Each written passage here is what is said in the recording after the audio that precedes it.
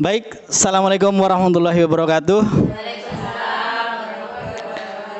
Ya, Bapak Ibu guru semua, kali ini saya sebagai guru PJOK ingin mempresentasikan sedikit tentang aksi nyata di modul 1.4 yang berjudul diseminasi budaya positif di sekolah. Nah, yang saya ambil nanti saya ingin mengambil contoh bahwa di SDN Morkepe itu ingin menerapkan budaya positif. Nah, apa itu budaya positif?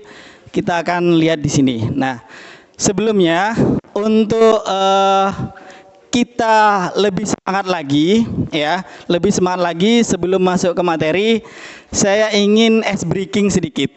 Boleh Bu ya? Boleh. Oke, nanti ice breakingnya sebuah permainan. Jadi seperti ini permainannya. Salah satu dari ibu ini yang kepilih, yang ditunjuk oleh saya, membuat rangkaian hanya kalimat sedikit, kalimat kecil. Contoh ya, saya contohkan. Ketika saya ditunjuk, misalkan saya sendiri. Nah, saya membuat kalimat, saya tadi pagi sedang pergi ke pasar membeli ikan. Nah, yang diambil adalah, yang dan diteruskan itu adalah kata terakhir, ikan. Nah, jadi ibu meneruskan, ikan adalah bla bla bla. Nah, sedikit saja kalimatnya, nggak usah panjang-panjang. Paham Bu? Paham. Oke, nah nanti saya boleh. Bebas, bebas, sepanjangnya boleh, pendek boleh. Yang diambil adalah kata-kata terakhir. Jadi ketika temannya ya lagi berkalimat, tolong itu yang terakhir diingat. Nah, karena itu nanti nyambung, ya, nyambung. Nanti saya boleh yang ketika ditunjuk selesai berkalimat langsung tunjuk siapa, langsung.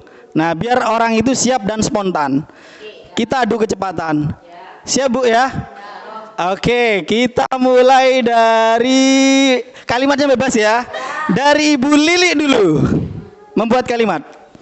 Membeli sayur di pasar. Oke, pasar. Tunjuk Bu, siapa Bu? Terserah. Bu Cici. Bu Cici. Pasar, pasar, pasar. Pasar Rabu. Apa ya? Terus ayo kita berpikir. Iya, kita menggali. Ayo, awal kata pasar. Pasar tempat orang berjual beli. Oke, tunjuk, lanjut. Beli Pak. Beli sarung di pasar Sukolilo Timur. Timur. Ayo Bu Lastri, timur, kata-kata timur. Timur.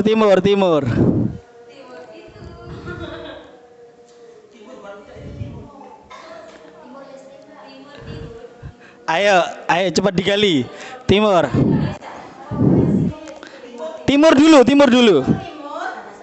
Salah satu provinsi di Indonesia. Oke, Indonesia, langsung tunjuk siapa Bu?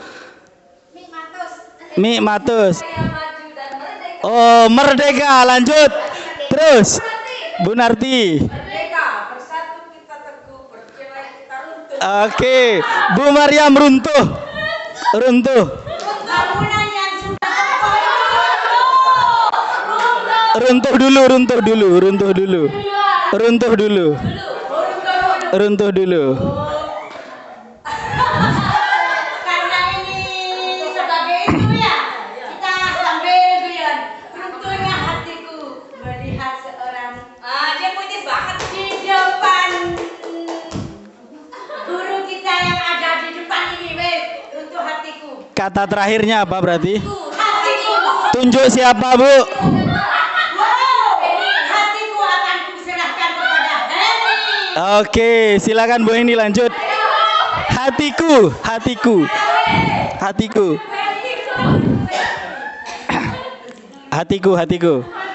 Ya, dipikir. Hatiku berkeping. Terus ditinggalkanmu. Terakhir. Ulah tiba. Oke, sudah semua Bu ya? Oke, aplaus untuk ibu-ibu semua. Terima kasih Bapak Ibu guru hebat. Itulah tadi sedikit ice breaking. Ketika kita mengajar, sebaiknya kita beri sentuhan seperti itu kepada siswa agar kita itu mau mengajar menjadi lebih seru dan nyaman, menyenangkan. Oke, kita lanjut ke materi Bu ya. Oke, di sini diseminasi itu artinya kita seperti menjalankan aksi nyata yang harus dipresentasikan. Seperti itu. Next Bu ya. Oke, nah ini materi yang akan kita pelajari di dalam aksi nyata. Yang pertama, di budaya positif itu terdiri dari perubahan paradigma belajar, ya, kemudian disiplin positif. Yang ketiga, teori motivasi perilaku manusia. Keempat adalah keyakinan kelas. Kelima, hukuman dan penghargaan. Keenam, kebutuhan dasar manusia. Ketujuh, posisi kontrol bagi guru. Yang terakhir adalah segitiga restitusi. Nah, ada 8 item yang akan kita pelajarin. Nanti apabila ada pertanyaan, monggo Bu, silahkan sambil bertanya Bu ya. Oke, lanjut. Yang pertama adalah pembelajaran dengan paradigma baru. Apa itu paradigma baru? Nah, pada pembelajaran ini dirancang berdasarkan prinsip pembelajaran berdiferensiasi. Nah, apa itu berdiferensiasi? Yaitu pembelajaran yang memprinsipkan atau mengkelompokkan anak yang mempunyai kemampuan lebih ataupun yang masih kurang. Jadi seperti itu. Itu contoh dari berdiferensiasi. Nah, jadi sehingga setiap siswa belajar siswa dengan kebutuhan dan tahap perkembangannya. Artinya gini, kemampuan siswa itu kan berbeda-beda. Ya, jadi pembelajaran berdiferensiasi itu adalah membedakan kelompok seperti itu. Misalkan nanti ada kelompok A, B, C. Nah, itu pemberian tugasnya pun beda-beda di dalam kelas.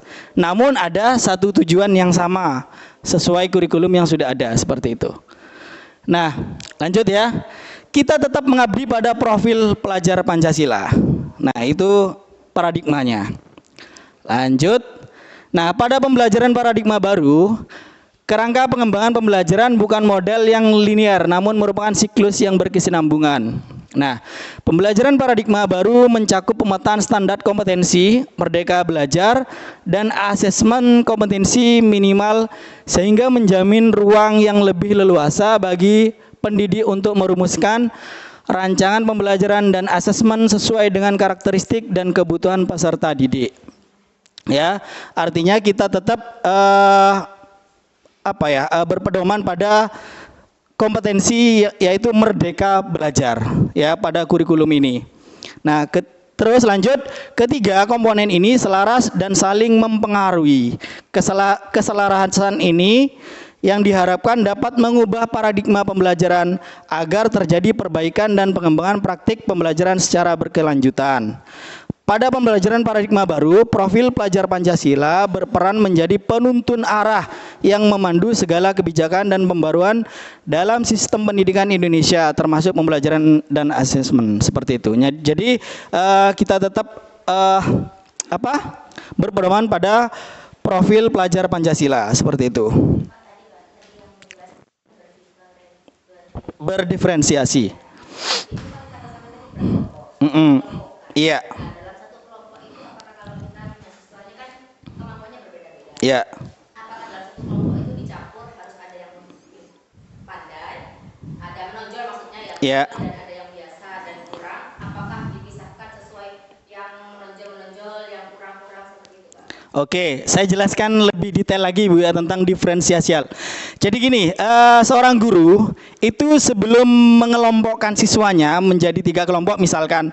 Nah, jadi diferensiasi ada 3 kelompok. Yang pertama adalah kelompok yang suka visual, pembelajaran visual seperti sekarang ini visual ya. Jadi berupa gambar dan sebagainya. Kemudian yang kedua adalah kelompok audio. Audio itu kita suka mendengar, kemudian menggunakan speaker dan sebagainya. Nah, itu audio. Yang ketiga adalah kinestetik. Nah, kinestetik itu apa? Jadi dia tuh suka materi-materi yang berhubungan dengan orang guru ceramah dan sebagainya. Nah, itu seperti itu, demonstrasi. Nah, itu kinestetik. Nah, sebelum ke sana, seorang guru harus mempunyai asesmen. Asesmen itu seperti kita membuat angket atau Google Form, kasih ke mereka, mereka tuh suka yang mana, suruh milih sendiri. Bakat dan minat mereka tuh harus kita support. Nah, kita sebagai guru harus memfasilitasi mereka dengan cara yaitu tadi membuatkan asesmen. Pertanyaan, Anda suka yang mana? Misalkan Anton, dia mengisi link tersebut, mengisi visual. Oke, dia masuk ke kelompok visual. Kemudian dia suka misalkan Tini suka audio. Nah, dia masuk ke kelompok audio. Nah, nanti kita sebagai guru satu orang tetap, bukan 3 orang. Jadi cara pembagian waktunya kita mengajari audio dulu, ya, itu diberi tugas, penjelasan, kemudian visual, diberi penjelasan, kemudian penugasan. Yang terakhir adalah kinestetik. Nah, itu juga diberi penjelasan, kemudian penugasan yang terakhir. Nah, setelah itu mereka akan berjalan dengan sendiri karena sesuai dengan kelompoknya masing-masing. Nah, setelah itu mereka kalau sudah selesai semua dengan durasi yang sudah ditentukan oleh guru tersebut, maka mereka wajib mempresentasikan hasil karyanya masing-masing. Nah, dari itulah pembelajaran akan semakin hidup karena mereka akan semakin kreatif, inovatif, mandiri, dan kolaboratif. Nah, seperti itu. Itu pembelajaran yang berdiferensiasi. Seperti itu, Bu, nggih. Berarti kelompok itu berdasarkan yang kinestetik kumpul sama kinestetik. Siap, betul. Ya, oke, seperti itu. Oke, lanjut. Ya, oke, sekarang perubahan paradigma. Ini ada sebuah contoh pertanyaan pemantik yang ada pada slide ini. Saya jelaskan dulu, Ibu, ya. Ada A dan B. Misalkan Anda dan teman Anda. Jadi Ibu mempunyai teman. Sobeklah secari kertas. Misalkan ya, kita bayangkan menyobek secari kertas kecil, tuliskan benda ya, tuliskan benda atau sesuatu yang sangat berharga untuk Anda. Letakkan di salah satu tangan Anda dan genggam benda sesuatu tersebut dengan segala daya. Buatlah sebuah kepalan. Jadi kertas tersebut yang sudah dirobek ditulis benda apa yang paling berharga menurut Ibu, yang paling benar-benar disukai dan benar-benar berharga sangat, seperti itu. Kemudian masukkan ke genggaman tersebut. Ya. Nah, kemudian teman B atau temannya Ibu akan mencoba dengan sekuat tenaga dengan berbagai cara untuk meminta Anda memberikan benda tersebut. B tadi benda itu ya, bisa membujuk, mengancam, menghardik, merayu, menyuap apa saja yang dapat membuka kepalan tangan Anda. Nah, jadi teman B Ibu atau temannya Ibu itu tadi berusaha ingin merayu Ibu supaya genggamannya itu kebuka dan ingin mengambil barang tersebut. Nah, saya ingin sesi diskusi di slide ini, yaitu Ibu memberikan komentar, tanggapan, anggapannya Ibu itu bebas. Apakah Ibu mempertahankan barang tersebut? Tolong berikan alasan. Apakah memberikannya kepada teman tersebut dan diambil oleh teman tersebut? Nah, tolong beri alasan juga. Jadi itu pendapat masing-masing, bebas. Yuk, silakan yang mau berargumen. Monggo. Paham dengan pertanyaan ini? Oke, yuk, silakan. Kita belajar aktif. Ya, ayo. Mungkin ada 2 versi nih jawabannya. Kalau saya ya Pak ya. Ya, silakan Bu Cici. Versi mempertahankan karena di kegiatan tersebut kan kita seolah-olah ada menggenggam sesuatu yang berharga menurut kita, kan begitu. Betul. Jadi kalau sesuatu menurut saya berharga dengan entah itu mengancam atau menghardik dan sebagainya, saya Ya. tetap mempertahankan. Oke. Oke, terima kasih Bu. Nah, apakah ada pendapat lain selain Ibu Cici. Jadi kalau Bu Cici tadi ingin mempertahankannya karena barang berharga tersebut sangat dihargain oleh Bu Cici seperti itu. Makanya dia nggak mau direbut sama orang lain seperti itu. Kan Bapak Bayu? Saya lebih cenderung memberikan barang itu Pak jika orang tersebut Ya. saya rasa lebih membutuhkan daripada saya sekalipun itu barang berharga buat saya. Oke, mantap sekali. Aplaus dulu untuk Bapak Bayu. Iya. Oke, nah emang pada jawaban ini ada dua pendapat pastinya, Bu ya. Jadi semua jawaban tidak ada yang salah dan semuanya benar seperti itu karena emang asumsi orang itu berbeda-beda ya.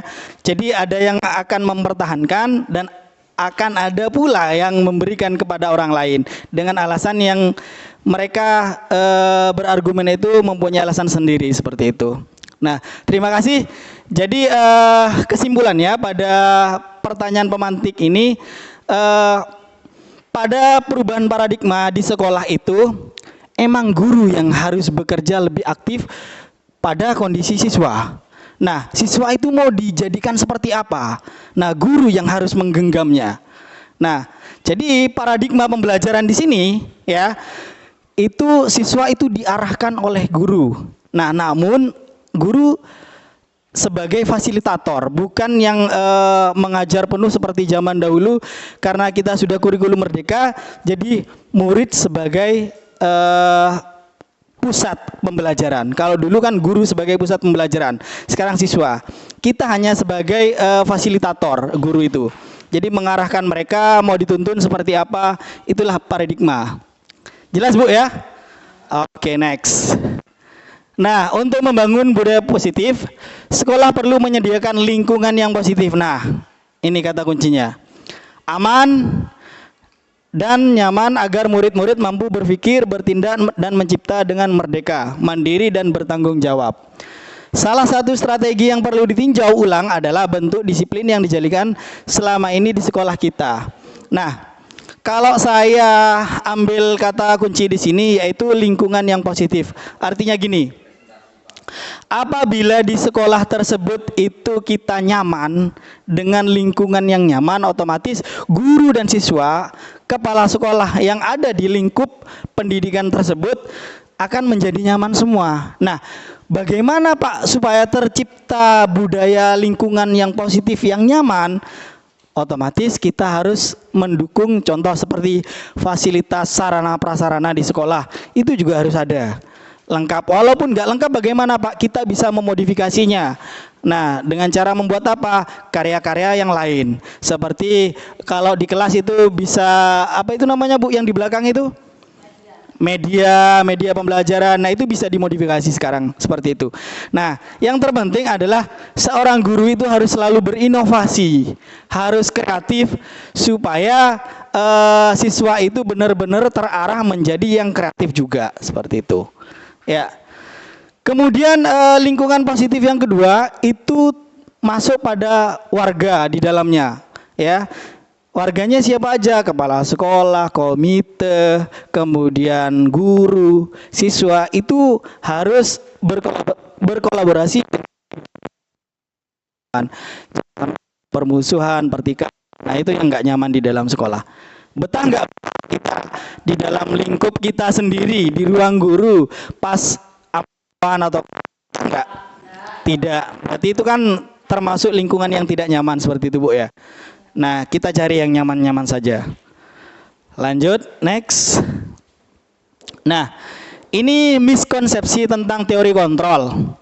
Gambarnya putih di sini Bu ya. Ini seperti boneka yang apa ya, diputar-putar itulah, ada putarannya. Jadi seperti robot. Jadi ini pengertiannya ilusi guru mengontrol murid ya tadi. Ilusi bahwa semua penguatan positif, efektif dan bermanfaat. Ilusi bahwa kritik dan membuat rasa bersalah mampu menguatkan karakter. Ilusi bahwa orang dewasa berhak memaksa. Artinya gini, sebenarnya murid, ini anggapan kita sebagai murid. Murid itu kita bisa kontrol mereka dengan baik. Dengan cara diarahkan, ya dikontrol, kemudian ini sebagai guru menciptakan rasa kritik dan saran, kemudian ini orang dewasa, artinya guru juga, seperti itu ya. Jadi siswa itu sebagai boneka yang tidak apa ya, seperti robot, tapi diarahkan saja, tidak suruh seperti budak zaman dulu, ndak ya. Nah, ini pengertiannya tadi. Penjabarannya, ilusi guru mengontrol murid. Artinya pada dasarnya kita tidak dapat memaksa murid untuk berbuat sesuatu jikalau murid tersebut memilih untuk tidak melakukannya. Walaupun tampaknya kita sedang mengontrol perilaku murid tersebut, hal ini karena murid tersebut sedang mengizinkan dirinya dikontrol. Oke, ilusi bahwa semua penguatan positif, efektif, dan bermanfaat. Nah, yang ketiga, ilusi bahwa kritik dan membuat orang merasa bersalah dapat menguatkan karakter. Yang keempat adalah ilusi bahwa seorang dewasa memiliki hak untuk memaksa. Mungkin ini yang sudah saya jelaskan tadi, ini kan hanya penjabarannya, Bu ya. Kita lanjut saja.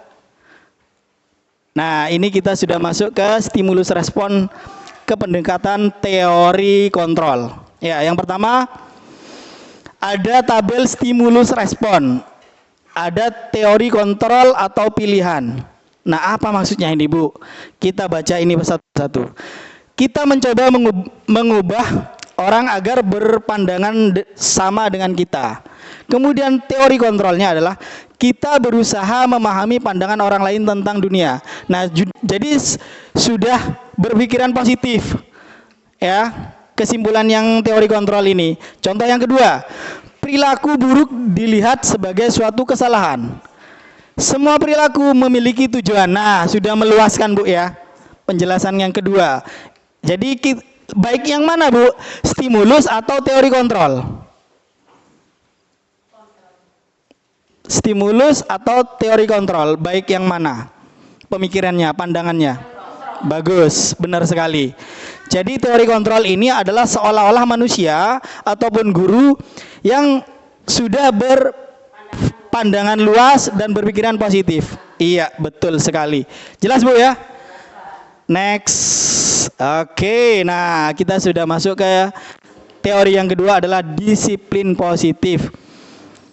Ada yang punya anggapan, berargumen apa sih disiplin positif itu pengertiannya? Yang Ibu ketahuin. Ada yang tahu? Bu Latifah? Oke, disiplin positif artinya kita ambil contoh. Dalam budaya kita, makna kata disiplin telah berubah menjadi sesuatu yang dilakukan seseorang pada orang lain untuk mendapatkan kepatuhan. Ya. Kita cenderung menghubungkan kata disiplin dengan ketidaknyamanan. Iya emang. Awalnya ini ya, Bu ya. Kemudian merupakan salah satu pendekatan disiplin diri yang memampukan seseorang untuk mengontrol perilakunya dalam kesadaran dan bertanggung jawab atas tindakannya sebagai wujud menghormati diri sendiri dan orang lain. Juga benar ya, Bu ya. Nah, masuk ke sini sekarang. Sebagai mendidik, tujuan kita adalah menuntun murid untuk memiliki disiplin diri sehingga mereka bisa berperilaku mengacu pada nilai-nilai kebajikan universal dan memiliki motivasi intrinsik bukan ekstrinsik. Jadi gini, kita ambil ke motivasi intrinsiknya dulu.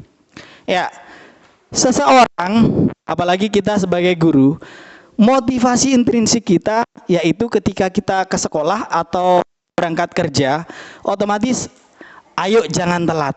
Ayo jangan telat, seperti itu kan ya. Nah, jangan telat tersebut itu harus memiliki tujuan, bukan karena takut kepada kepala sekolah atau malu pada teman. Jangan punya embel-embel seperti itu. Tapi kita harus mempunyai dasar pemikiran tujuan yang sangat tepat, yaitu supaya kita menjadi orang yang disiplin waktu, menghargai waktu, sehingga kita itu berangkat lebih awal sebelum bel berbunyi. Nah, murid pun sama.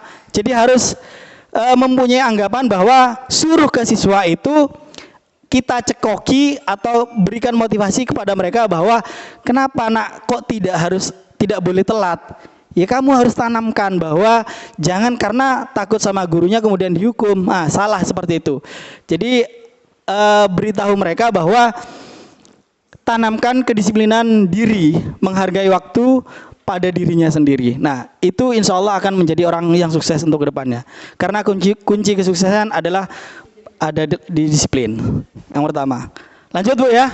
Nah, apa itu nilai-nilai kebajikan universal akan dijelaskan nanti ya. Lanjut dulu aja. Oke, pendekatan disiplin positif tidaklah tentang anak atau peserta didik secara langsung, tetapi tentang diri. Nah, dan cara kita sendiri, baik sebagai orang tua, kita sebagai guru, memberikan dampak dan pengaruh positif kepada anak atau peserta didik. Ini digarisbawahi, disiplin positif tidak untuk diri ya, tidak untuk peserta didik. Kita bisa mencakup keseluruhan selama kita hidup dimanapun itu berada ya. Nah, betul, tidak hanya di sekolah saja ya Bu ya. Kalau kita di sekolah, kita sebagai guru. Next. Kalau ada yang kurang paham boleh ditanyakan Bu ya.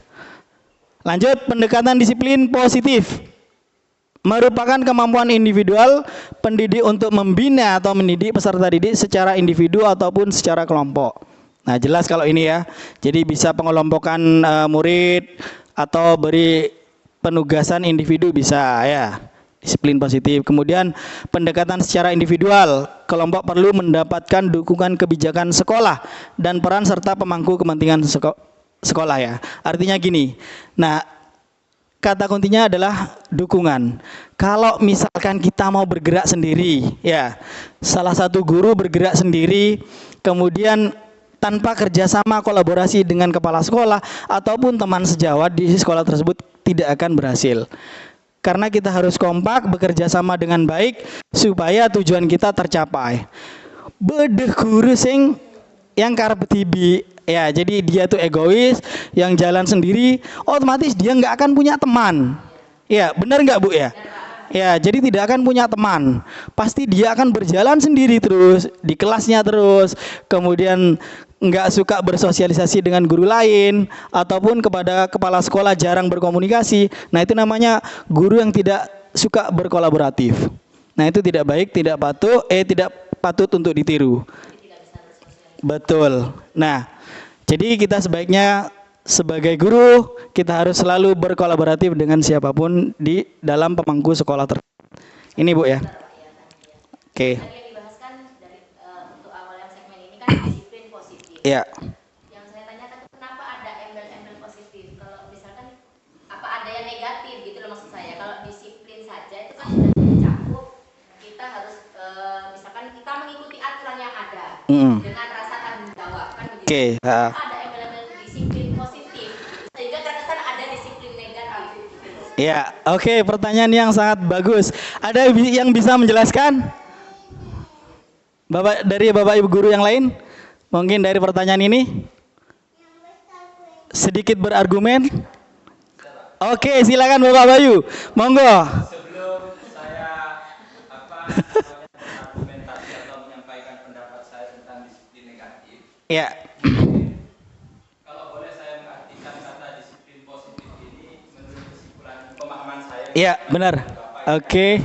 Sesuatu atau memotivasi diri atau menanamkan sebuah disiplin kepada siswa itu sendiri tanpa ada sebuah unsur paksaan. Betul. Atau iming-iming hadiah atau hukuman, mungkin seperti itu Pak.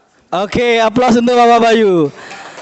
Ya, benar sekali Pak. Jadi gini, arti disiplin positif itu tanpa embel-embel paksaan.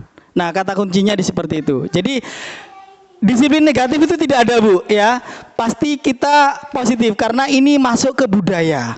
Budaya hidup di sekolah itu harus disiplin positif yang pertama. Nah, jadi untuk supaya siswa atau guru itu menjadi disiplin, itu harus dari apa Pak tadi Pak? Dari diri sendiri. Ya, jadi motivasi intrinsik, tidak ada paksaan untuk disiplin ya. Jadi ada kemauan untuk disiplin, seperti itu Pak. Oke, lanjut Bu. Silakan. Ada disiplin positif ya. Menurut saya Sudah positif. Jadi apakah positif itu harus ada atau mendampingi kata disiplin di depan itu, ataukah boleh tidak ada positif? Karena menurut saya disiplin itu sudah pelaksanaan atau pekerjaan yang sudah positif, yang sudah cukup baik. Baik, pertanyaan yang sangat luar biasa. Pertanyaannya, apakah embel-embel kata positif itu ikut dalam kata disiplin positif? Jawaban saya lebih kerennya emang ikut. Karena seperti ini, Bu. Dalam materi ini, paradigma perubahan itu membuat hal yang awalnya biasa-biasa saja, tanpa aturan atau kesepakatan atau keyakinan di sekolah tersebut menjadi berubah lebih baik dengan cara mendisiplinkan seseorang. Nah, mendisiplinkan seseorang itu kan sudah pasti positif. Nah, tapi ini akan mau dibudayakan. Artinya dibudayakan itu benar-benar tertanam pada jiwa kita supaya ingin berubah secara baik. Yang awalnya biasa saja menjadi lebih baik lagi. Nah, otomatis tambahin kata positif. Nah, Pak, kenapa kok negatifnya tidak ada? Ya tidak usah, karena emang tidak akan dipakai seperti itu. Nah, otomatis kalau kita disiplin aja, itu bisa saja tertanam kepada diri seseorang, tetapi akhirnya kadang meremehkan, tidak membudaya. Tapi kalau kita pasang positif, menjadi disiplin positif, otomatis kita menanamkan pada diri kita bahwa ayo budaya disiplin positif. Ayo budaya disiplin positif gitu. Ya, mungkin seperti itu. Mungkin ada jawaban dari yang lain, argumen yang berbeda dari Bapak Bayu. Ya, silakan, Bu. Tadi kan ada kata budaya. Ya. Apakah pembiasaan walaupun itu memang budaya itu lebih baik keluar dari hati nurani. Betul. Tapi apakah budaya seperti pembiasaan pada murid atau pada diri kita, misalnya contohnya salah satu membuang sampah pada tempatnya, itu dilakukan setiap hari atau dituntut oleh sekolah untuk murid, apakah itu termasuk dalam budaya? Oke. Kebiasaan yang dilakukan. Ya. Sebenarnya pertanyaan Ibu itu ada nanti jawabannya di slide akhir, pertengahan. Tapi saya akan stimulus dulu.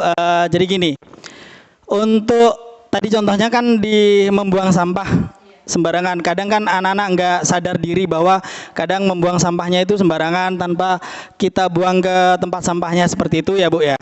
Nah, nanti itu di slide berikutnya itu ada materi tentang keyakinan kelas atau kesepakatan kelas yang di dalamnya itu ada kesepakatan siswa terhadap guru tersebut untuk menyampaikan keinginannya di kelas itu supaya kelasnya itu nyaman, maju, kemudian menyenangkan. Nah, apa saja kesepakatan itu nanti ada di situ, ya, termasuk ada membuang sampah sembarangan dan sebagainya. Nah, itu sebenarnya yang harus kita budayakan kepada siswa, tanamkan dari jiwa mereka bahwa hal tersebut itu kan perbuatan yang salah, tidak patut untuk ditiru kemudian menjadi kesalahan mereka hingga menjadi budaya akhirnya. Nah, itu kan harus kita rubah mindset mereka.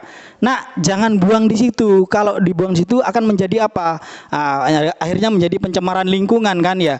Akhirnya menjadi polusi yang kemudian menjadi penyakit dan sebagainya. Nah, itu kita harus jabarkan kepada siswa, jelaskan seperti itu bahwa dampak dari sampah tersebut itu apa? Seperti itu, apakah baik atau tidak? Nah, kalau misalkan baik ya teruskan saja membuang sampah. Kalau misalkan tidak, ya tolong dirubah ya mindset mereka menjadi budaya yang lebih baik seperti itu. Jadi buanglah sampah pada tempatnya seperti itu. Gitu, Bu ya. Nanti kita lanjutkan lagi, Bu ya. Next. Oke, nah ini sudah masuk materi tentang nilai-nilai kebajikan universal. Yang pertama adalah nilai-nilai kebajikan yang bersifat positif. Ya, sifat-sifat positif manusia yang merupakan tujuan mulia yang ingin dicapai setiap individu. Yang kedua, nilai yang disepakati bersama lintas bahasa, suku, bangsa, agama maupun latar belakang. Contohnya pada profil Profil pelajar Pancasila, 1. Beriman bertakwa kepada Tuhan Yang Maha Esa dan berakhlak mulia. Nah, itu sudah masuk ke nilai-nilai kebajikan universal. Kemudian kata-kata mandiri, itu juga sudah masuk. Bernalar kritis, berkebinekaan global, bergotong royong, dan yang terakhir adalah kreatif. Nah, ini adalah contoh sedikit ya dari contoh kebajikan, nilai-nilai kebajikan universal. Masih banyak kata-kata yang lain seperti menghormati, menghargai orang lain. Nah, itu contoh nilai-nilai kebajikan universal. Nah, sekarang masuk ke motivasi perilaku manusia. Untuk 1, untuk menghindari ketidaknyamanan hukuman. Yang kedua, untuk mendapatkan imbalan atau penghargaan. Yang ketiga, untuk menghargai diri sendiri. Nah, yang ini tidak boleh dilakukan. Artinya ini masuk pada kadang ini motivasi eksternal untuk menghindari ketidaknyamanan atau hukuman. Ya, kadang gini, motivasi perilaku manusia itu biasanya ada yang menghindari kenyamanan atau hukuman. Contoh, ketika kita mau berangkat pagi tadi, contohnya dia tuh menghindari apa, Bu? Hukuman, supaya tidak masuk BP kalau siswa ya, masuk BK. Nah, itu hilangkan itu. Karena itu kadang emang mempengaruhi tapi tidak selalu dominan, karena akan hasilnya buruk pada siswa nanti kalau ditanamkan seperti itu, karena ada ketidaknyamanan atau hukuman. Imbalan atau penghargaan, ada yang siswa itu karena disiplin datang duluan terus, kemudian seorang guru itu memberikan reward atau penghargaan kepada siswa tersebut. Inilah prestasimu karena selalu datang disiplin. Itu juga kurang tepat. Karena pemberian reward itu kadang mematikan atau memberikan remeh kepada siswa tersebut. Halah, kadang gini, pasti nilai saya baik karena saya sudah datang pagi. Nah, itu efeknya, dampaknya dari pemberian reward. Kadang reward itu atau penghargaan memberikan dampak negatif pada siswa. Nah, itu sudah ada research-nya, ada penelitiannya. Jadi seperti itu. Jadi jangan sering-sering guru itu memberikan reward. Tapi kalau hanya sekali dengan tujuan yang sangat pas, itu tidak masalah. Tapi jangan setiap hari atau sering-sering. Kemudian untuk menghargai diri, motivasi internal. Nah, ini harus kita pakai yang sudah saya jelaskan dari tadi. Tanamkan budaya dari diri kita sendiri itu untuk maju, untuk meningkat, untuk disiplin dan sebagainya. Nah, kalau kita sudah tertanam di situ, sudah membenak pada diri kita, otomatis kita akan menjadi baik, menjadi sukses ke depannya. Tapi itu Pak, sepertinya sangat sulit untuk dilakukan. Betul, karena itu sudah masuk dalam psikologi mental. Memberikan imbalan atau hukuman, biasanya murid itu berlomba-lomba. Betul. Mungkin dari berlomba-lomba itu mungkin ya bisa jadi kebiasaan, bisa jadi budaya. Iya. Kalau dari diri sendiri itu sangat sulit sendiri, sulit sekali. Mungkin ada cuma tidak sampai 100%, 50% tidak sampai. Iya, betul, Bu. Iya, silakan Bu Narti. Berargumen. Untuk menghindari hukuman kalau ada yang melakukan kesalahan dan memberikan imbalan itu sebaiknya solusinya itu bagaimana yang pas. Ya, oke. Kalau di usia sekolah dasar biasanya itu guru menerapkan model supaya siswa itu kan harus aktif, kemudian menarik gitu dengan cara memberikan penghargaan ya. Itu kan semangat sekali untuk siswa. Itu sebenarnya enggak masalah, Bu. Itu kan model apa ya? Model dari seorang guru tersebut, dia tuh beranggapan berinovasi supaya siswanya itu semakin tertarik, semakin maju dengan cara tadi semakin disiplin datang tepat waktu dan sebagainya. Enggak masalah, Bu. Nah, yang dimaksud ini adalah motivasi ketika kita mungkin sudah remaja atau dewasa yang psikologinya sudah semakin matang hingga bisa menanamkan perilaku tersebut.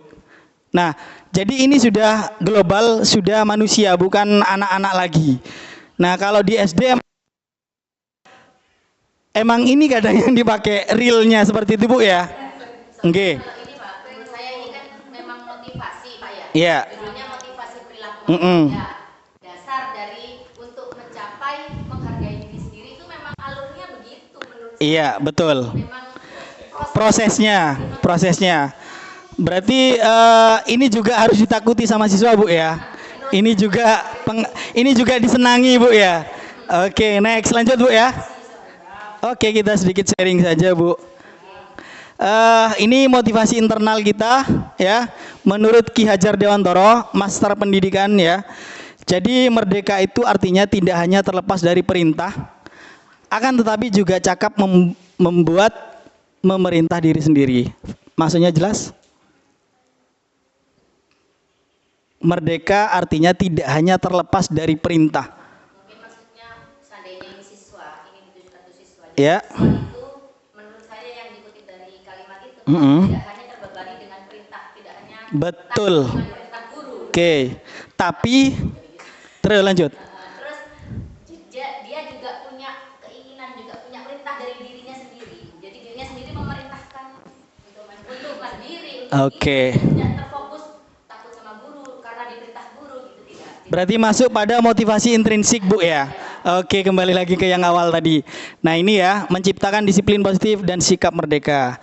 Sudah jelas Bapak Ibu ya? Oke, next. Nah, kita sudah masuk ke keyakinan kelas. Ada pertanyaan, mengapa tidak peraturan saja? Mengapa harus keyakinan kelas? Ada yang tahu perbedaan antara peraturan dan keyakinan? Kalau peraturan itu sepakat bersama. Oke. Keyakinan itu timbul dari diri sendiri. Oke, ada yang pendapat lain? Kalau kata-kata sebenarnya yang membedakan kalimatnya saja ya. Iya. Kalimatnya saja. Kalau kalimatnya pakai peraturan kelas, ini terkesan seperti kayak guru yang membuat peraturan. Jadi seperti kayak mereka terpaksa gitu. Bisa jadi mereka Betul. ini aturan dari guru seperti itu. Terus keyakinan kelas? Ini mereka lebih terkesan tidak terbebani. Jadi ini loh yang kita harus ini aturan seperti ini dari siswa. Istilahnya kalau peraturan terkesan dari guru, tapi kalau keyakinan ini dari siswa. Oke, terima kasih jawabannya betul semua. Aplaus untuk Bapak Ibu guru hebat. Nah, saya jelaskan lebih detail lagi. Apa bedanya peraturan dengan keyakinan? Kalau peraturan itu betul kata Ibu Aziza tadi atau Bu Cici, itu guru atau sekolah yang membuat peraturan tanpa disepakati dengan siswa. Nah, itu agak egois. Nah, kalau keyakinan kelas itu adalah guru dan siswa kita kolaborasi dengan baik yang disepakati hingga menjadi keyakinan. Seperti itu penjelasannya. Lanjut dulu. Perhatikan pertanyaan berikut. Mengapa kita memiliki peraturan 3M, menggunakan masker, mencuci tangan, dan menjaga jarak? Ini masuk apa, Bu? Keyakinan atau peraturan? Yang ini? Masuk peraturan. Ya, oke, masuk peraturan. Yang kedua, mengapa kita memiliki peraturan harus menggunakan helm bila mengendarai kendaraan bermotor? Peraturan juga. Mengapa kita memiliki peraturan harus datang tepat waktu pada saat mengikuti pelatihan? Masuk.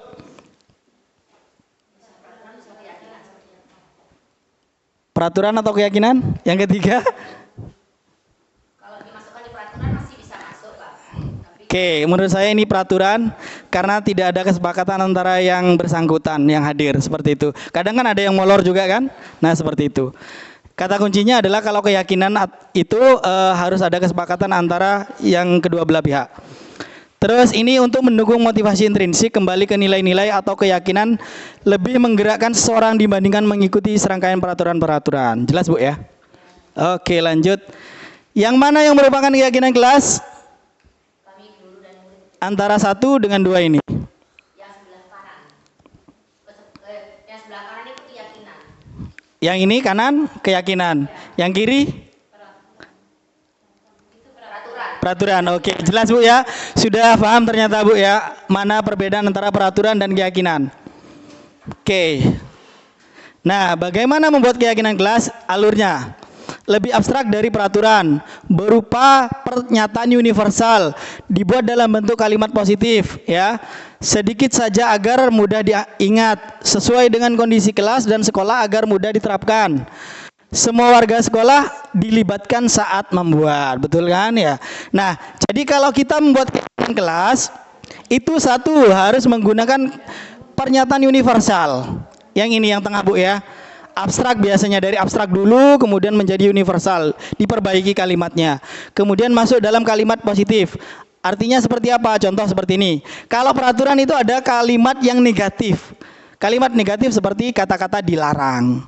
Contoh, dilarang membuang sampah sembarangan, itu peraturan, Bu. Ya. Nah, itu dihilangkan.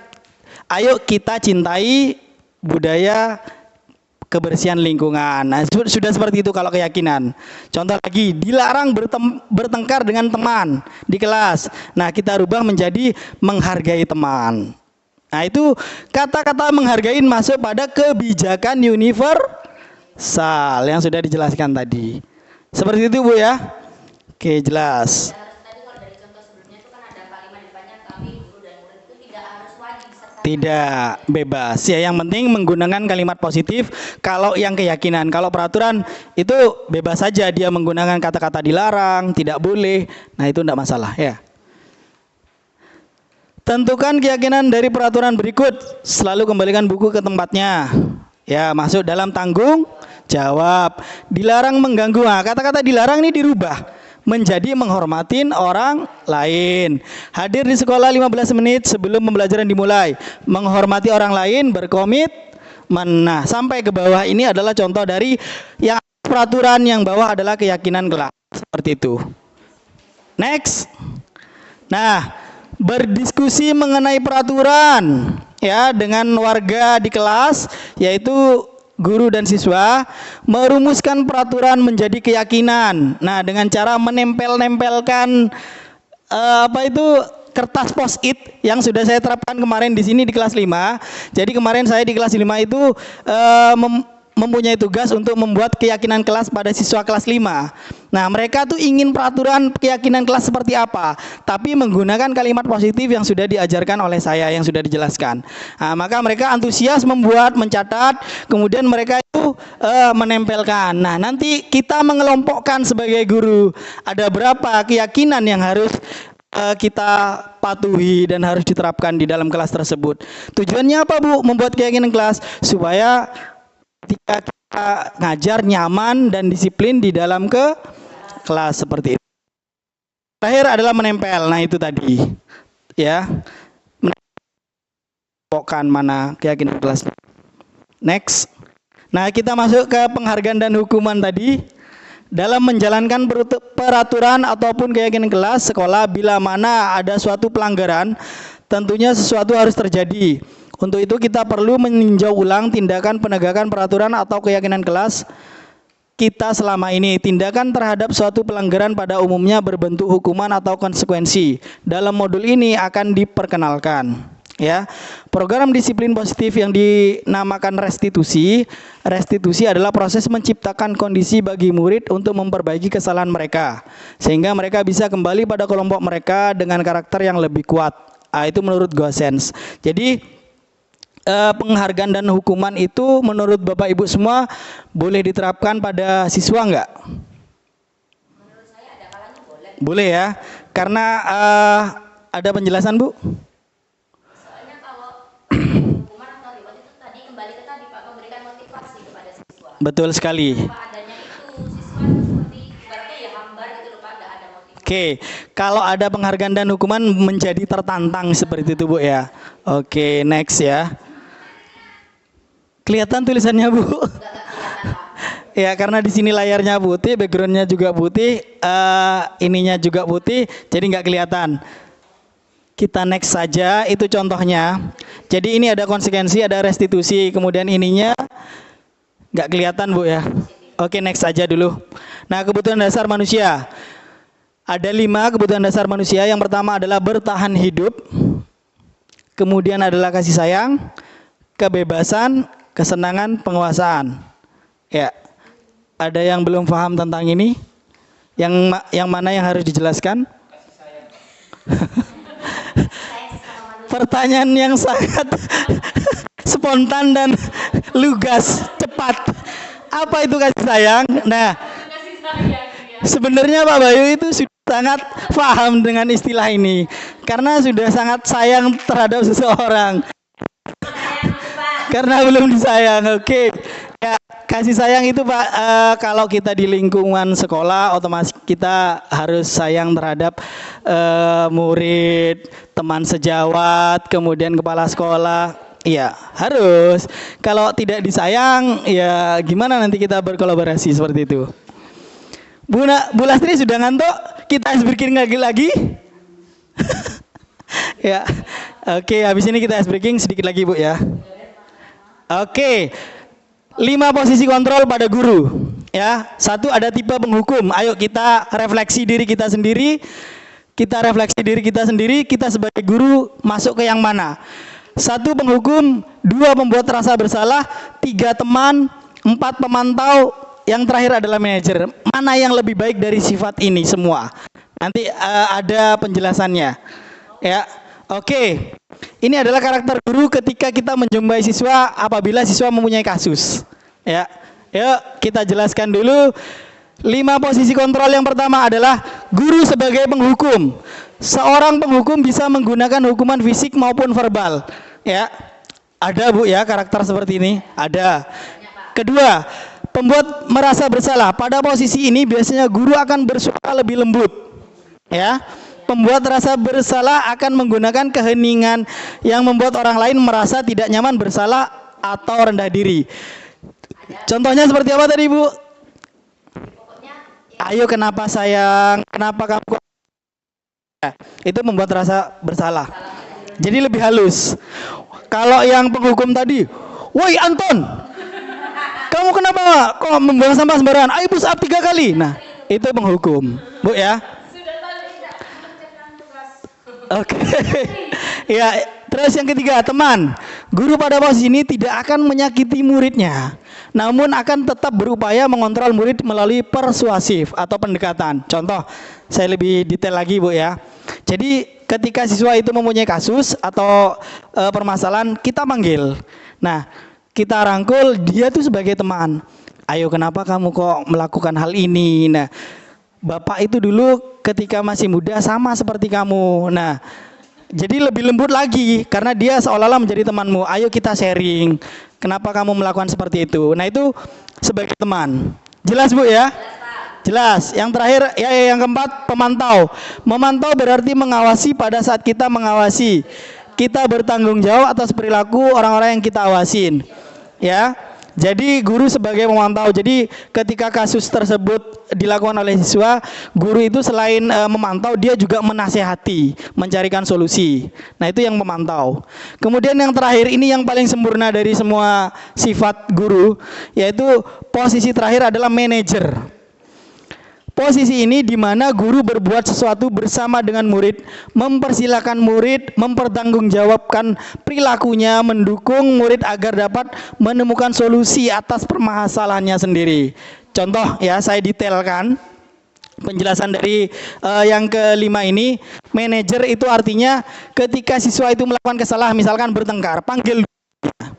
Nah, manajer itu ada, dia tuh memberikan motivasi. Pada siswa tersebut, tanyakan kenapa kok kamu melakukan pertengkaran, siapa yang salah duluan. Itu harus sama-sama jujur. Tugas manajer seperti itu. Kemudian mencarikan solusi. Nah, misalkan yang dipukul sakit. Nah, apa tanggung jawabnya orang yang mukul tersebut, anak yang mukul tersebut? Nah, itu tugas seorang manajer, guru sebagai manajer. Nah, apakah dibawa ke rumah sakit dengan orang tuanya yang membiayain atau apa? Nah, itu dicarikan solusi. Itu seorang manajer. Nah, kemudian seorang manajer memberikan solusi juga. Sebaiknya kamu tidak mengulangi perbuatan ini lagi karena itu merupakan tindakan yang salah. Nah, seperti itu. Itulah manajer. Jadi, manajer itu adalah yang paling lengkap, paling sempurna ketika menangani kasus siswanya melakukan kasus apapun itu, kesalahan. Nah, itu manajer. Nah, Ibu ada di posisi yang mana? Apakah sering menerapkan penghukum, kemudian membuat rasa bersalah, ya, sebagai teman, pemantau, manajer? Sepertinya ada di semuanya, Pak. Insya Allah yang kelima. Kelima, Pak. Oke. Sementara dari 5 kontrol ini, Pak, berarti Ya. untuk yang paling jelek ini kan yang kontrol pertama. Nah, ini boleh dilakukan gitu. Soalnya kan kita berhadapan dengan siswa yang karakteristiknya ini banyak dan pasti ada yang disebut dengan siswa yang paling nakal gitu. Iya, oke. Pertanyaannya, boleh nggak kalau kita sebagai guru masuk pada kontrol yang penghukum? Nah, kemarin itu sudah diperdebatkan dengan fasilitator saya, yaitu realnya kenyataan di lapangan atau di sekolah itu emang ada sebagian guru yang menggunakan karakter penghukum, bahkan dia sudah membenak. Artinya tiap siswa itu mempunyai kasus, selalu dihukum, dibentak, kemudian dikasari, kemudian dihukum dengan dasar bahwa dia mempunyai tujuan supaya mempunyai efek jera pada siswa tersebut, kan seperti itu. Nah, apakah boleh, Pak? Kalau sudah terlanjur seperti itu, berarti kan boleh. Nah, itu harus dirubah karakter seperti itu. Ayo kita rubah sebagai guru, kita ambil yang posisi manajer. Nah, karena apa? Berhubungan dengan fisik itu sudah masuk pada pasal sekarang mengkriminalkan ya Bu ya. Jadi itu lebih bahaya karena itu lebih sensitif. Ya, kalau saya jawab tidak boleh Bu penghukum itu. Lebih baik kita sebagai guru itu kita kasih yang manajer saja, atau kita bisa menggunakan pemantau, boleh pembuat rasa bersalah atau sebagai teman. Yang penting jangan penghukum. Ya, seperti itu. Paham Bu ya? Oke, kita bisa merefleksikan diri kita masuk ke yang mana. Nah, kita masuk ke restitusi. Ya, apa itu restitusi? Proses menciptakan kondisi bagi murid untuk memperbaiki kesalahan mereka sehingga mereka bisa kembali pada kelompok mereka dengan karakter yang lebih kuat. Restitusi juga merupakan proses kolaboratif yang mengajarkan murid untuk mencari solusi masalah mereka dan membantu murid berpikir tentang orang seperti apa yang mereka ingin menjadi tujuan mulia dan bagaimana mereka harus memperlakukan orang lain. Nah, restitusi ini adalah memberikan kesadaran kepada siswa itu bahwa mereka itu mengakui bahwa kesalahan. Jadi dia ketika melakukan salah itu dia tuh paham. Nah, kemudian mereka itu setelah menyadari mau dikasih tindakan apa, ya, mau diberikan solusi seperti apa, ini adalah restitusi. Seperti itu. Ciri-ciri restitusi. Yang pertama, bukan untuk menebus kesalahan, namun untuk belajar dari kesalahan. Memperbaiki hubungan, tawaran bukan paksaan. Restitusi menuntun untuk melihat ke dalam diri. Restitusi mencari kebutuhan dasar yang mendasari tindakan. Restitusi diri adalah cara yang paling baik. Restitusi fokus pada karakter bukan tindakan. Restitusi fokus pada solusi. Restitusi mengembalikan murid yang berbuat salah pada kelompoknya. Ya, jelas Bu ya. Next. Nah, ini segitiga restitusi. Aduh, gak kelihatan lagi. Nah, ini ketika kita menangani kasus restitusi kepada siswa, kita menggunakan cara segitiga restitusi. Yang pertama adalah menstabilkan identitas. Contoh gini, karena ini gak kelihatan, saya akan lebih jelaskan. Misalkan kita mempunyai kasus siswa itu tadi melanggar kesepakatan kelas atau keyakinan kelas, membuang sampah di dalam kelas. Nah, dengan cara apa kita sebagai guru menanggapinya?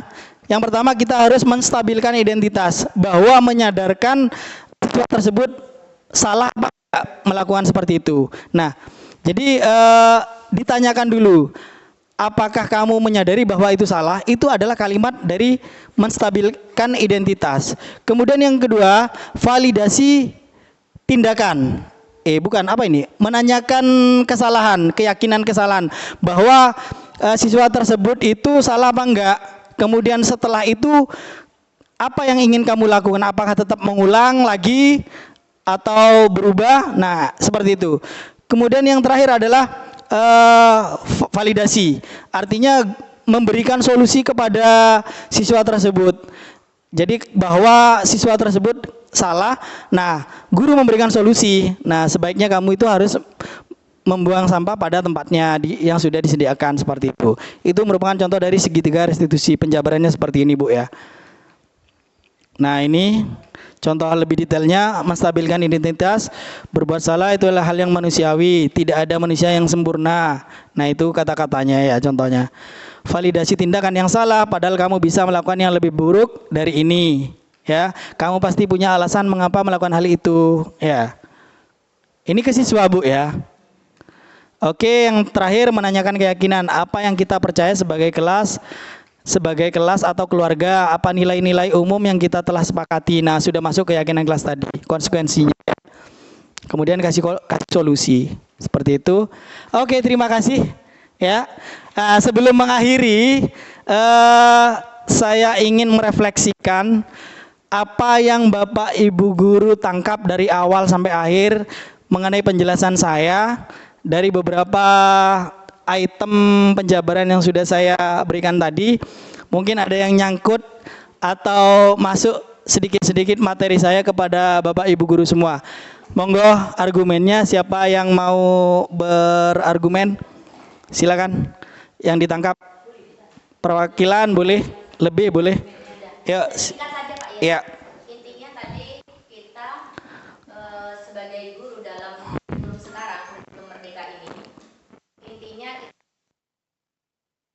Ya. Oke. kemudian untuk tindakan-tindakan guru yang sebelumnya itu mungkin seperti kita kebanyakan guru kan pakai tindakan apa tadi, menghukum. Ya. Itu harus sedikit demi sedikit dihilangkan seperti itu Pak ya. Oke, benar sekali. Aplaus untuk Ibu Cici. Ya, terima kasih Bu atas refleksinya. Jadi apa yang sudah dijawab oleh Bu Cici tadi itu sudah benar dan sudah masuk dalam materi yang sudah saya presentasikan ini. Nah, karena waktunya sudah lama sekali ya, kita sudah 1 jam lebih belajar di sini. Nah, jadi menurut saya cukup Bu ya. Atau ada pertanyaan lain Bu sebelum diakhiri? Oke, jelas sekali. Oke, terima kasih banyak atas kesempatannya dan waktunya Bu ya. Selama mengikuti presentasi saya ini, apabila saya punya salah kata atau masih kurang banget tentang penjelasan atau artikulasi kemudian pemahaman tentang ini, mohon dimaafkan. Oke. Ilmunya Pak. Ya, sama-sama Bu. Oke, saya akhiri. Wabillahi taufik wal hidayah. Wassalamualaikum warahmatullahi wabarakatuh. Ya. Oke, terima kasih banyak.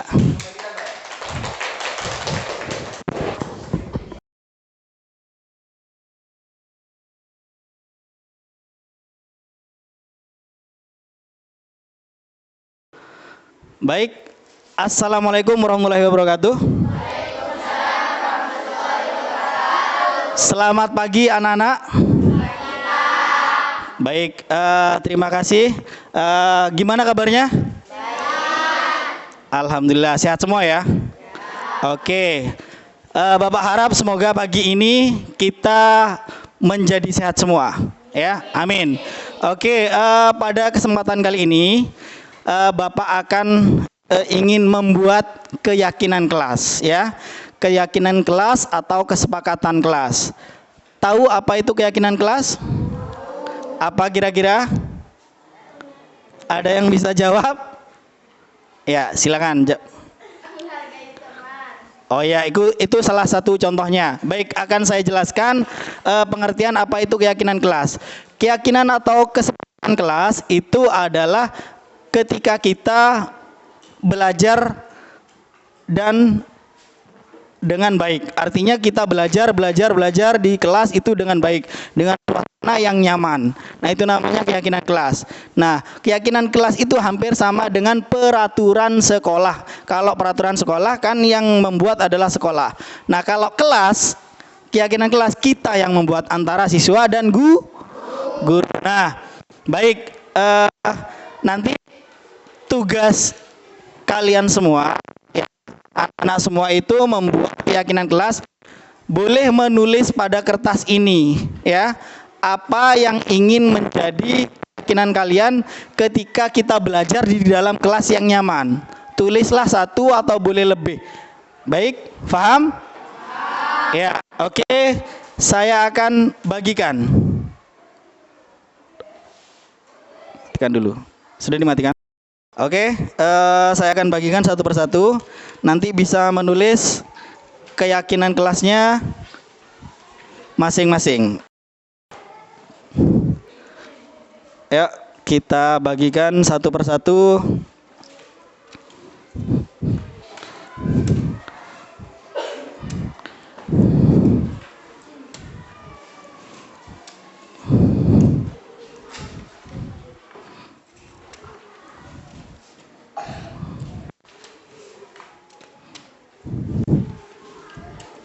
Nanti ditulis satu persatu ya.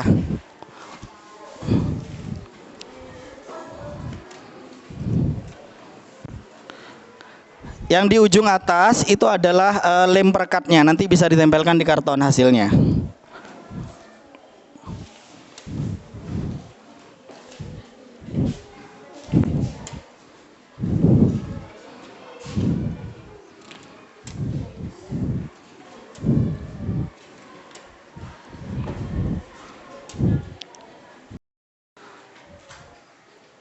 Baik, sudah dapat ini semua? Sudah. Oke.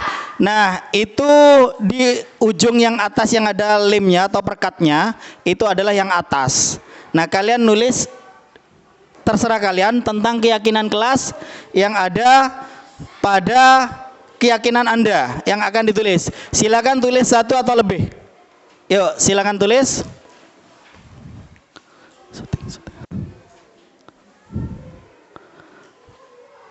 Ya, ditulis satu persatu keyakinan kelas kalian semua.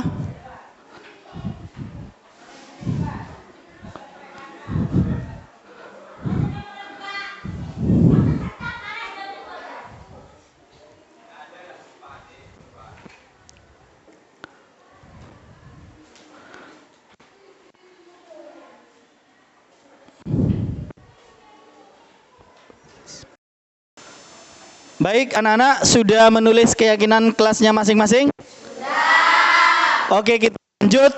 Hasil dari keyakinan kelas yang kalian tulis, tempel di sini. Mulai dari Raihan, silakan maju. Tempel paling atas.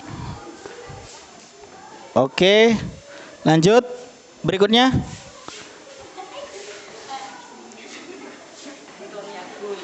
Terus.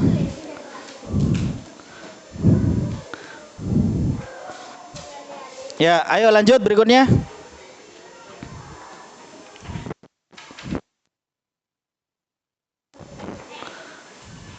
Oke. Terus.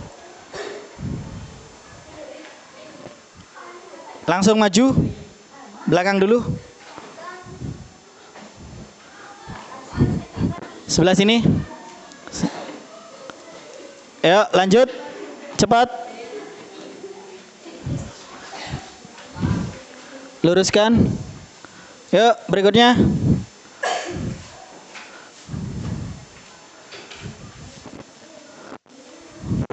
Terus. Ayo lebih cepat, gak apa-apa. Langsung 4. Yuk, Pril, maju. Langsung semua. Yuk, berikutnya. Biar lebih cepat.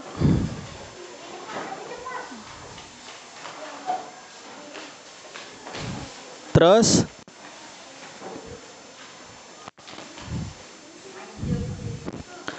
Ya, berikutnya.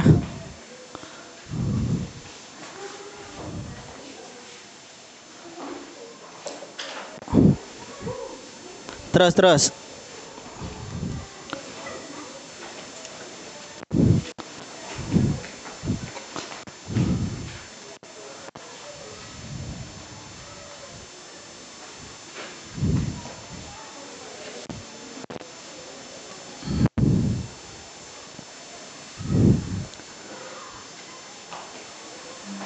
Baik, sudah semua. Baik, sudah semua anak-anak? Ada yang belum menempelkan? Sudah semua ya? Oke, kalian sudah membuat keyakinan kelas di kelas ini. Nah, nanti Bapak akan mencoba ambil contoh beberapa yang sudah nulis. Nah, ini. Ya. Salah satunya adalah menghargai teman, ya. Menghargai teman. Nah, ini yang pertama, diingat ya. Terus kita tulis saja ya. Kita tulis 1, menghargai teman.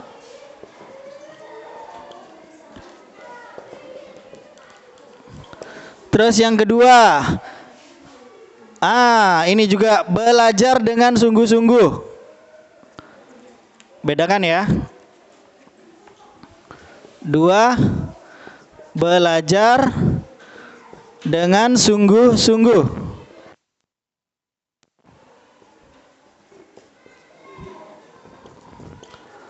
Lanjut. Saya ambil contoh yang tidak sama lagi.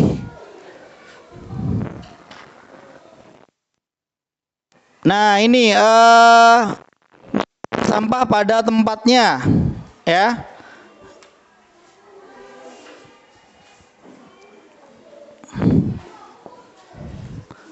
Membuang sampah pada tempatnya. Terus lanjut, menghormati guru, bagus ya. Nah, jadi kalau pembelajaran itu kita harus menghormati guru. Guru, terus apa lagi yang beda ini? Menghargai teman sudah, menghormati guru. Nah, ini juga datang dengan tepat waktu.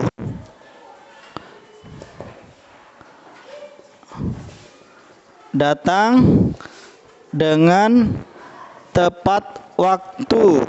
Oke, bagus. Ini masuk kedisiplinan. Yang terakhir ada nggak?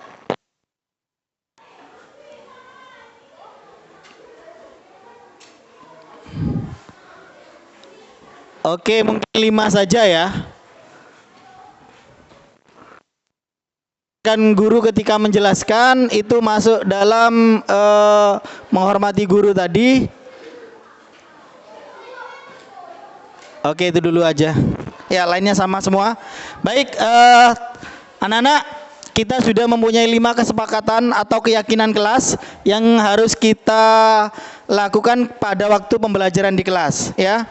Nah, keyakinan kelas atau kesepakatan kelas yang kita buat ini kalian harus patuhi.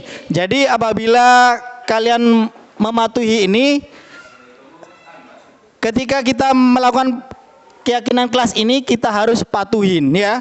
Nah, ketika dipatuhi maka kita akan belajar dengan nyaman dan senang seperti itu.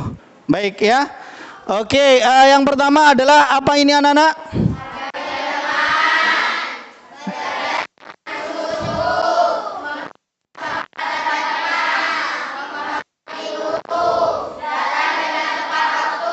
Baik, tahu apa itu artinya menghargai teman? Contohnya apa? Silakan angkat tangan yang tahu. Ada yang tahu menghargai teman? Oke, saya jelaskan. Menghargai teman itu artinya ketika di kelas tidak boleh saling bertengkar. Jadi kita harus menyayangi teman kita, artinya sebagai sahabat. Yang kedua, belajar dengan sungguh-sungguh. Artinya gimana?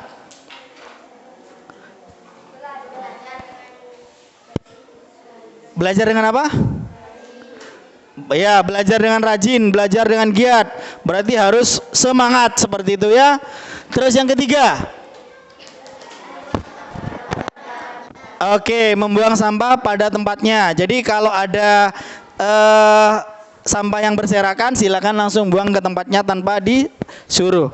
Lanjut. Yang keempat. Menghormati guru artinya bagaimana? Ya, harus sopan, mendengarkan ketika guru menjelaskan. Ya, jadi intinya menghargai guru atau menghormati guru. Terus yang terakhir adalah oke, artinya kedisiplinan. Ya, jadi kalian harus datang tepat waktu pada waktu jam bel berbunyi.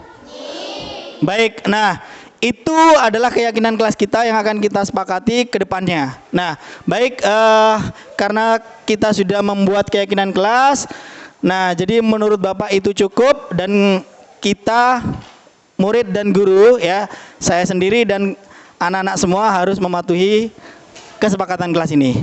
Jelas? Baik, cukup menurut Bapak. Terima kasih ya atas kerjasamanya dalam membuat keyakinan kelas. Terima kasih. Wabillahi taufiq wal hidayah. Wassalamualaikum warahmatullahi wabarakatuh.